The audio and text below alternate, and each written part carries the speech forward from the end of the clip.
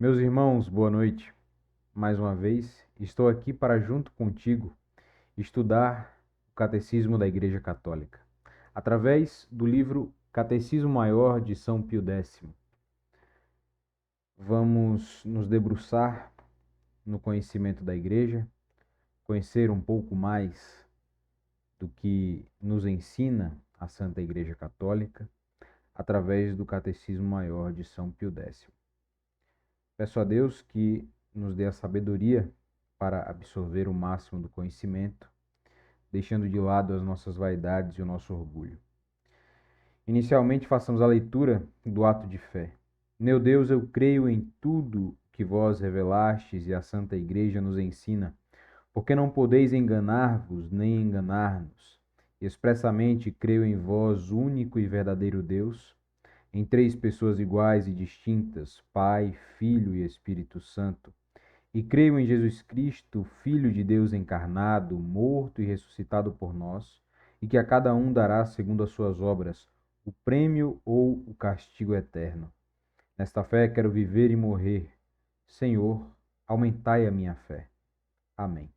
Que Deus nos abençoe, em nome do Pai, do Filho e do Espírito Santo. Amém. No vídeo de hoje, faremos a leitura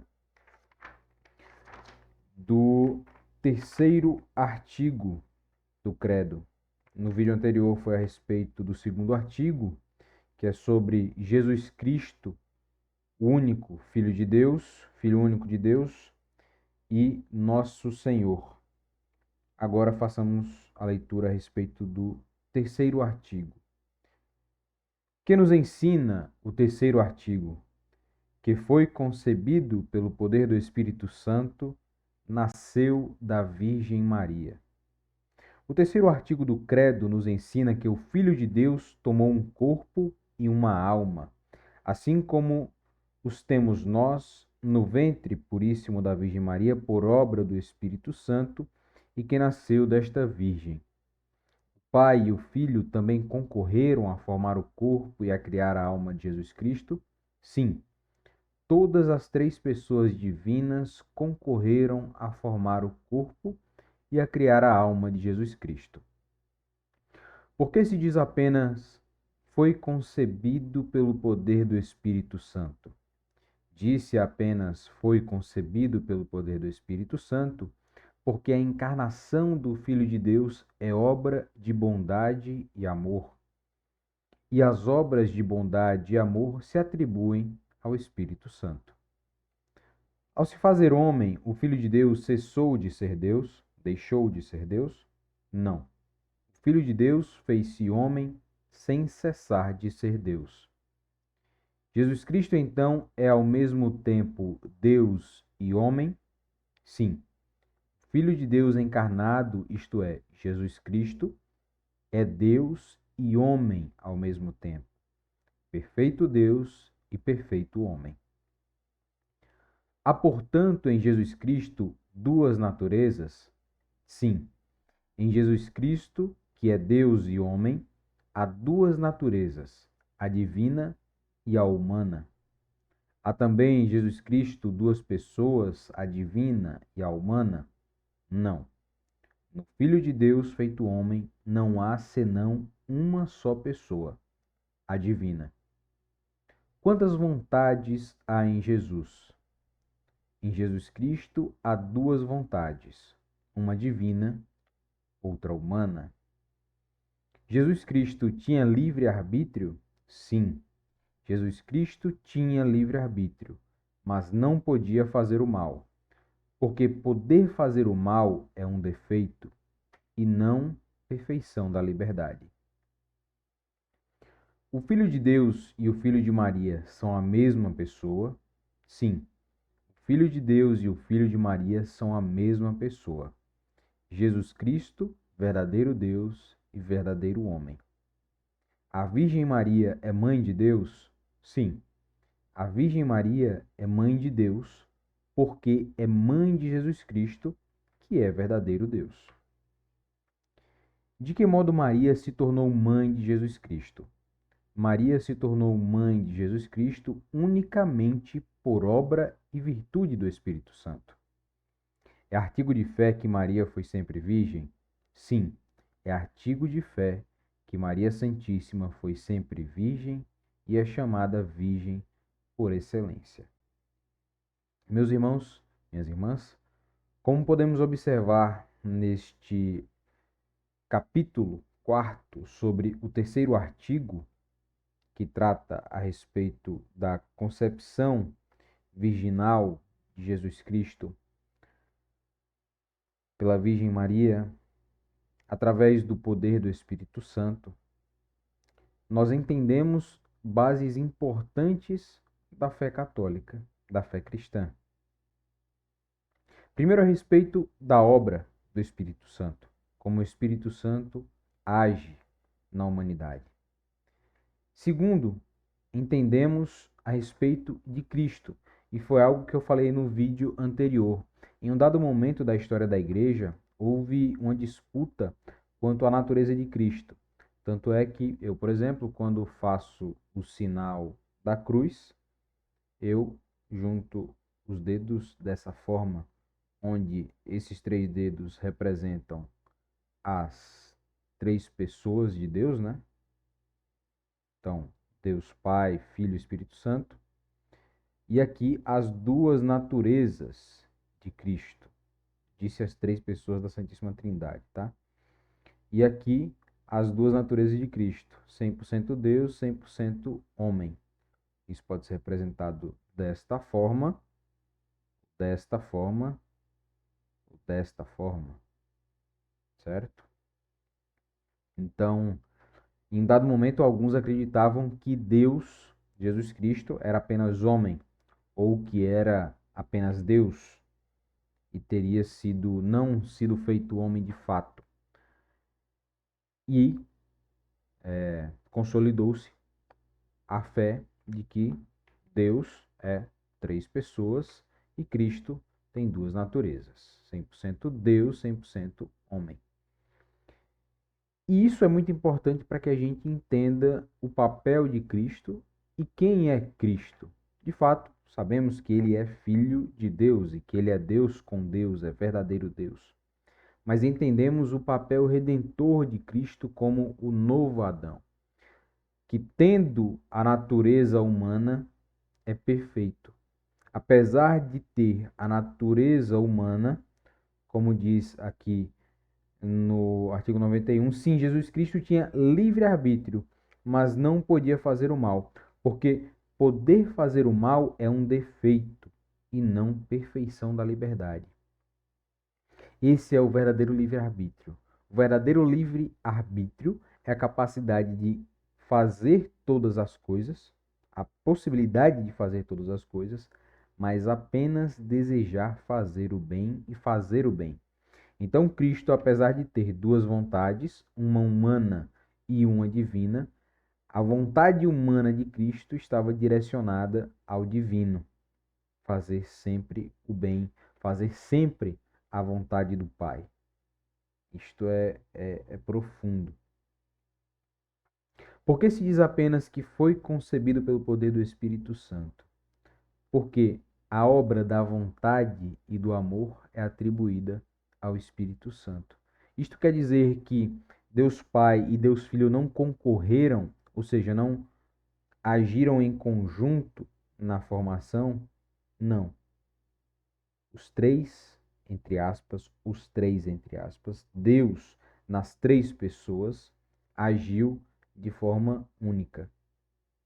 Deus, sendo Ele 3 pessoas, isso é o grande mistério da Santíssima Trindade. É até, pelo menos para mim, Lucas Navar, é difícil expressar a Trindade, definir a Trindade. Para mim é algo até impossível de ser definido de fato. Vai além da nossa compreensão humana. Deus ser único Deus, só existe um Deus, não existem vários deuses, não existem 3 deuses. Só existe o Deus, mas que ao mesmo tempo ele é 3 pessoas. É como se de certa forma fossem 3 manifestações do mesmo Deus, de certa forma. Como se Deus ele se expressasse como Deus Pai, como Deus Filho e como Deus Espírito Santo. pelo menos para mim, é a compreensão mais fácil de se encaixar, pelo menos na minha mentalidade. Então, o Deus Pai é também o Deus Filho, que é também Deus Espírito Santo. Então, por isso que Maria é chamada de Theotokos, mãe de Deus. Por que ela é mãe de Deus? Maria é mãe de Deus Pai? Não, Maria não é mãe de Deus Pai. Mas ela é mãe de Deus porque ela é mãe de Deus Filho. De fato, ela é mãe de Deus Filho, isso é inegável. Então, sendo ela mãe de Deus Filho, ela é mãe de Deus. Porque não existe outra divindade no cristianismo. A única divindade é o próprio Deus. Então, Maria, portanto, é também mãe de Deus, mas não mãe de Deus Pai. Ela é serva de Deus Pai, ela é filha e criatura de Deus Pai. Mas também serva, filha e criatura do Deus Filho, também serva, filha e criatura do Deus Espírito Santo. Mas ainda assim, ela é transformada em mãe de Deus, quando Deus escolhe Maria para ser sua mãe, de fato. O Filho de Deus e o Filho de Maria são a mesma pessoa? Sim. O Filho de Deus e o Filho de Maria são a mesma pessoa. Jesus Cristo, verdadeiro Deus e verdadeiro homem. Ao se fazer homem, o Filho de Deus cessou de ser Deus? Não. O Filho de Deus fez-se homem sem cessar de ser Deus. Então, Cristo, Jesus Cristo, Deus encarnado, ele tinha ainda como eu posso dizer, na pequenez da forma humana, todas as capacidades de Deus, digamos assim. Toda a potência de Deus, tudo que Deus é, mesmo Jesus Cristo tinha.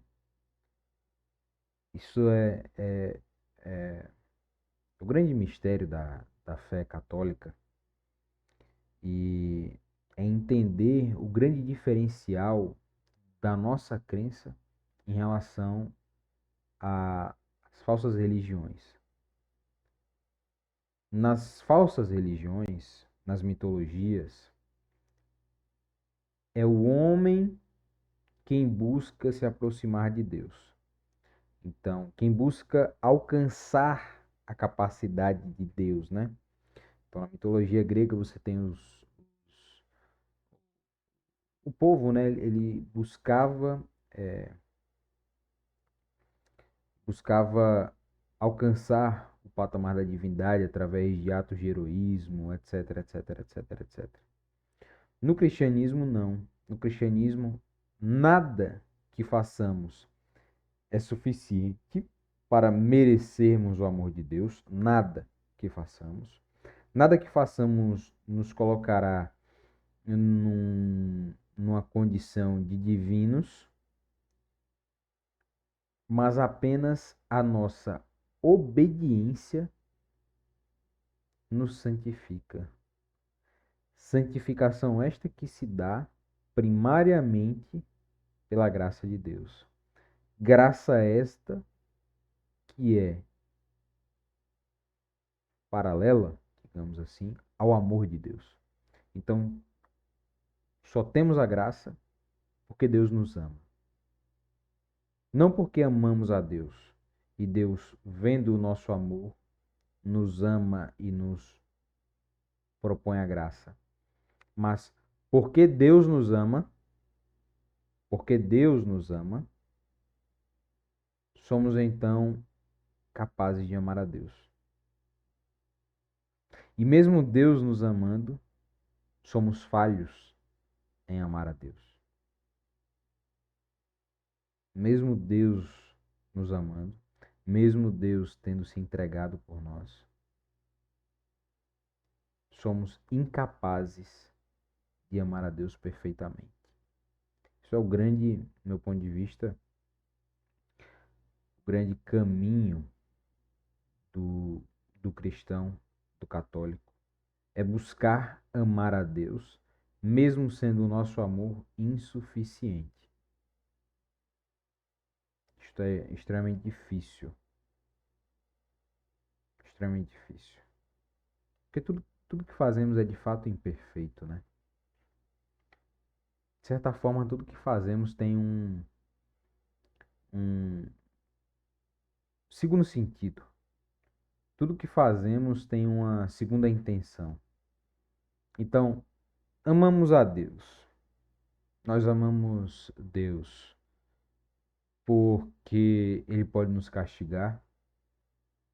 Amamos Deus porque Ele pode ou não permitir que tenhamos prosperidade nesta vida. Amamos a Deus porque queremos viver a vida eterna no céu e não no inferno. Ou amamos Deus porque Ele é Deus.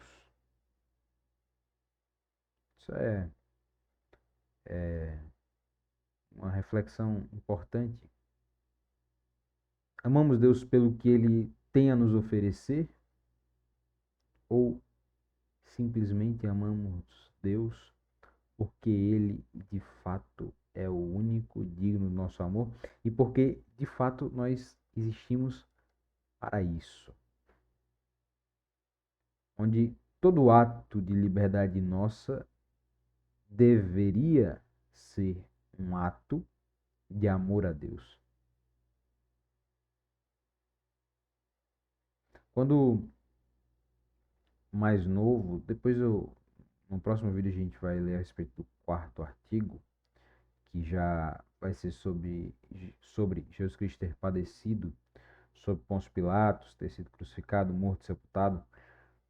Mas eu vou aproveitar os comentários que estou fazendo neste vídeo para falar a respeito de algo que sempre me intrigou quando mais novo. Aquela afirmação, né? Deus, Jesus Cristo, pagou os nossos pecados. E eu sempre pensei, mas pagou os nossos pecados? Como é que se Cristo é Deus, com Deus Pai, com o Espírito Santo? A quem Deus pagou, a quem Jesus Cristo pagou os nossos pecados? A Deus? Não faz sentido. Vejam, é como um, um empresário, digamos assim. O empresário, ele comprou um item na empresa dele. Não faz sentido ele ter comprado o item na empresa dele. Digamos que ele seja único. Por que ele pagaria? A quem ele pagaria se o dinheiro vai retornar a ele? Claro que a analogia é pobre, mas entendam, se nós, se Cristo pagou os nossos pecados, ele teria que pagar alguém. A dívida nossa é em relação a alguém. Temos uma dívida com Deus, então Deus pagou a própria dívida que nós temos para com Ele. E posso estar errado, não sou o dono da verdade, mas então, para mim ficou claro quando eu entendi que Cristo de fato é Deus e Ele não pagou os nossos pecados. Pagou no sentido de que o salário do pecado é a morte, então Ele assumiu o nosso fardo. Mas o sacrifício de Cristo é a expressão do amor, não um pagamento dos pecados, não a conquista da morte. Se Deus quisesse conquistar a morte, a gente fala que conquistou a morte, né? Mas a morte precisava ser conquistada. A humanidade não seria salva se Cristo não tivesse sacrificado-se. A morte tem algum poder nela mesma? Não. Então, estaremos condenados porque a morte nos condenou? Não. A nossa condenação se dá pelo salário do pecado, que é a morte, por uma regra estabelecida por Deus. Ponto. Então, quando Cristo se sacrifica, é por amor. É o ato máximo do amor. a expressão máxima do amor. É Deus que escolhe viver entre os homens, chorar, sorrir, suar como os homens, mostrando aos homens o seu amor.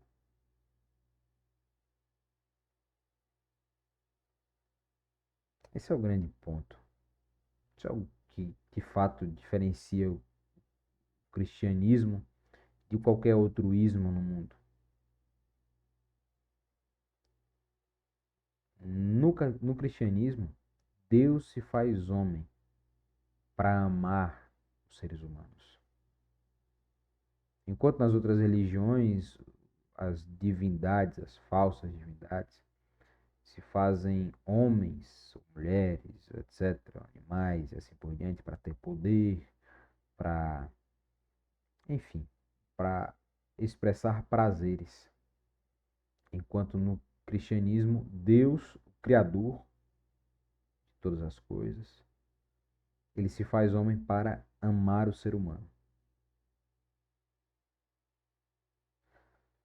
Bom, que Deus nos abençoe. Que Deus nos abençoe e nos guie até a leitura do dia seguinte. Entendendo que Cristo, Jesus Cristo, é Deus, o Pai e o Espírito Santo, nascido da Virgem Maria, sempre virgem, chamada Virgem por excelência. Que Deus nos abençoe. Tenha uma ótima noite.